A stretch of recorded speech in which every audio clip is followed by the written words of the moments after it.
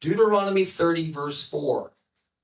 Moses prophesied, "If your outcasts are at the ends of the earth, from there the Lord your God will gather you, and from there he will bring you back." In the previous portion of Torah, the Torah delivered a terrifying litany of curses. Deuteronomy 28. It culminated in the destruction of the nation and the exile of the Jewish people. Moses declared, "The Lord will scatter you among all the peoples, from one end of the earth to the other." In Deuteronomy 30, verse 4, the Lord promises to regather the next generations of those who were scattered from the exile. As noted above, correlating passages from the prophets indicate that the Messiah will be the agent of the ingathering. The paraphrase in Targum Pseudo-Yonatan makes the role of the Messiah explicit. It says in the Targum, "Though you may be dispersed unto the ends of the heavens, from there will the word of the Lord gather you together by the hand of Elijah the great priest, and from there will he bring you by the hand of the King Messiah." Ever since the days of the Assyrian, Babylonian, and more recently the Roman exiles, Israel has remained scattered all over the globe. The scattering of the Jewish people among the nations is called the diaspora, a word related to dispersion.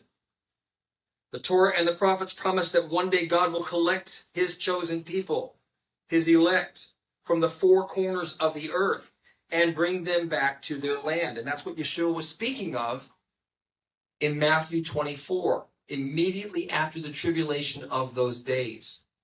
It talks about all the things that will happen. He says, "Then the angels shall go and they shall gather the people from all the four corners of the earth." And where are they gathered to? They're gathered to Israel. That's the prophecy in Moses in Deuteronomy 30. And that's what Yeshua was talking about after the tribulation of those days. In Hebrew, this ingathering of the exiles is called kibbutz galiot.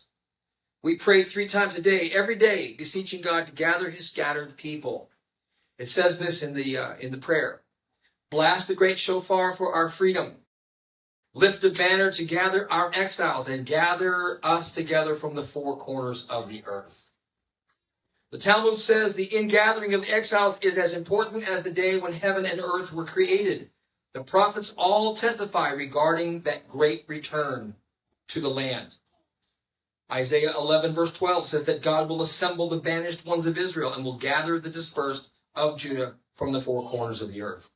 And in Jeremiah, the Lord declares, "I myself will gather the remnant of my flock out of all the countries where I have driven them and bring them back to their pasture." Jeremiah 23 verse 3.